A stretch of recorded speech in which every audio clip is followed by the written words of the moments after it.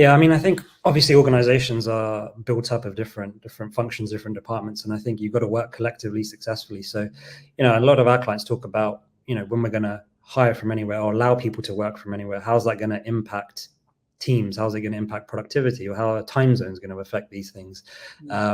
Different departments will have different budgets. How's that going to impact kind of our risk and what we're taking on? What's that going to impact the company? So you've got to have alignment, and certain functions might think, oh, why is that department allowed to do it? Why are ours not? And then that can impact morale. So you're saying it's great to offer it to improve, morale and well-being and retention of talent, but then those people who aren't offered it can create kind of issues as well. So I think it's not a straightforward thing to kind of agree on, especially the bigger the company with the more employees. It starts to get more and more complicated.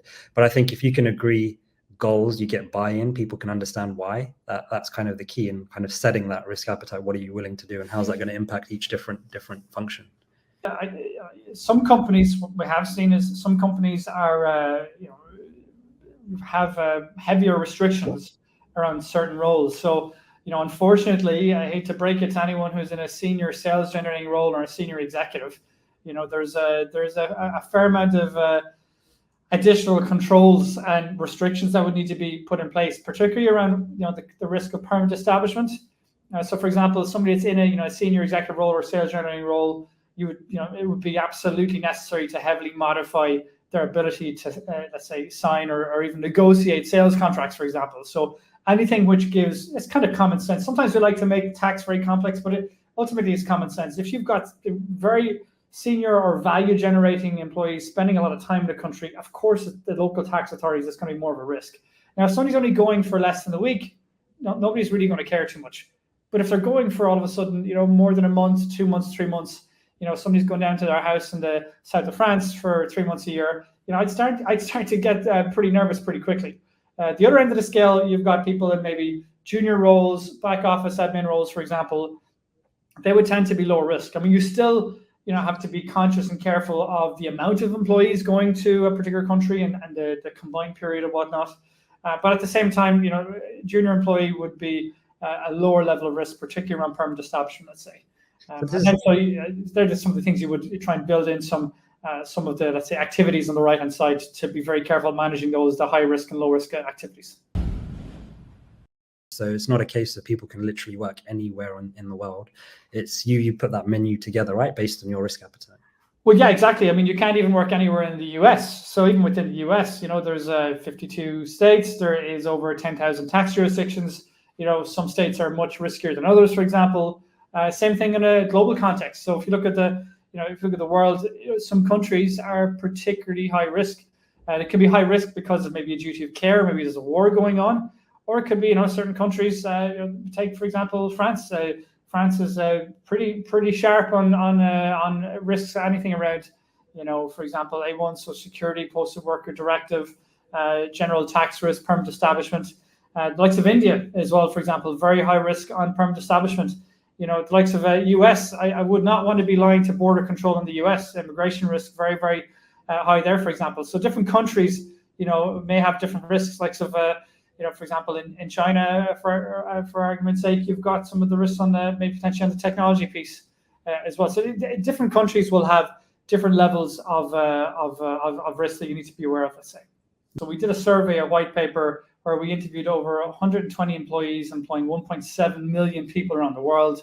And it was to get a sense of what do you find the biggest challenge and what do you find the biggest risks? And to summarize it here, on the left hand, you see that it's the compliance challenges of specific countries can pose a really big challenge. And to the right, you see the different types of risks. And what you see coming out of this particular survey is that the permanent establishment, these corporation tax risks, is by far the biggest risk. I mean, if you think of it for a second, if one person gets maybe a payroll tax fine, let's say they're earning 100 grand, that could be a payroll tax fine of, anywhere from maybe 2-3 grand up to maybe 10-20 grand or maybe more possibly. But if you actually trigger permanent establishment and that person is generating millions of dollars of sales, the risk can be many hundreds of thousands and more in terms of complexity. So that's one of the reasons why that is one of the biggest risks. Second risk that comes up is visa immigration. Because many of the tax risks, for example, Social Security, you can very often fix looking backwards. You can't do that with visas, and certain countries are very, very strict about visa and immigration, especially nowadays. That's giving a sense of at least the horizon of what are the biggest risks to watch out for. So when you're looking at compliance risk appetite, understanding what are the biggest risks first of all.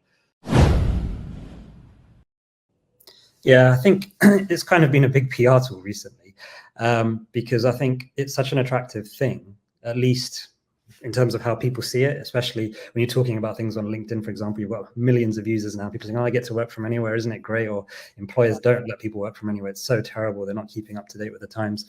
So I think a lot of these companies who have put time, effort, and resource into building these policies, and coming up with kind of the right days and figuring out that compliance risk, I think now we're starting to see a few of them shout about it and say, look, we've got this amazing policy. And we mentioned Airbnb last week and how I think within the first week, their careers page had 1 million hits when they announced it.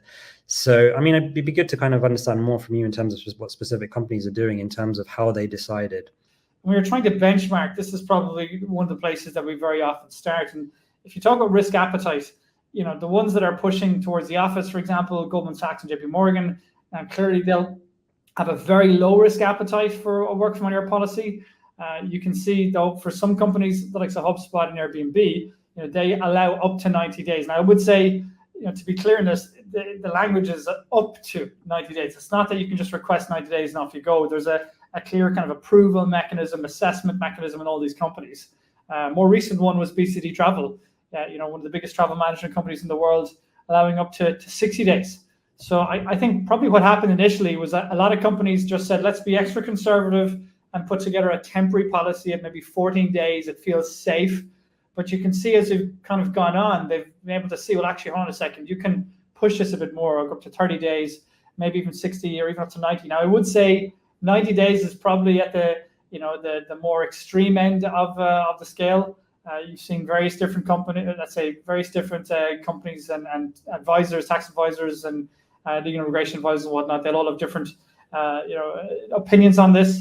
But one of the things that are helping with this is the evolution, for example, of digital nomad visas, for example. So they're becoming tools that will allow people to stay for quite safely, you know, beyond even 90 days, for example. So there's lots of different mechanisms and tools that are, including technology, that are helping companies to bring something like this and make it a reality.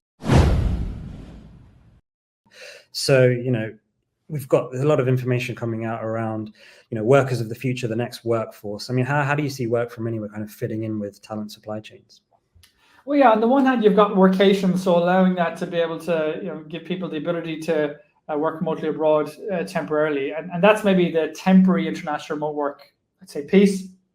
But the other piece that's becoming, you know, more and more topical and will become a bigger part of the puzzle over the next 5 to 10 years is the whole hire from anywhere, or kind of structural remote work, whatever you want to call it, permanent remote work, and it's called in some cases.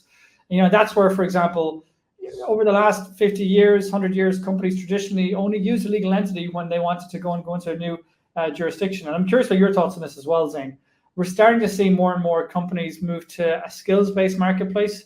Olivier Meyer from Mercer talks often about this, the move to a skills-based, let's say, marketplace where companies are going to be, I think the latest statistics I saw, will be getting about 30% of their skills in future from what you call more agile sources, you know, be it independent contractors, you know, more flexible talent. And so rather than actually hiring for fixed roles, they'll be hiring more for skills. And so when you think of it like that, you look at this graph where will the next 1 billion of the employees of the workforce come from? You can see it's going to be clearly from, you know, Asia and Africa. It's not really going to be coming from Europe, for example, or North America. So I think with that in mind, having a more agile approach, understanding, you know, the importance of different tools like employers of record, independent contractors, but doing it in a safe way, that becomes a critical part of the jigsaw puzzle as well. But especially as you see global mobility build a closer relationship now with talent management and talent acquisition.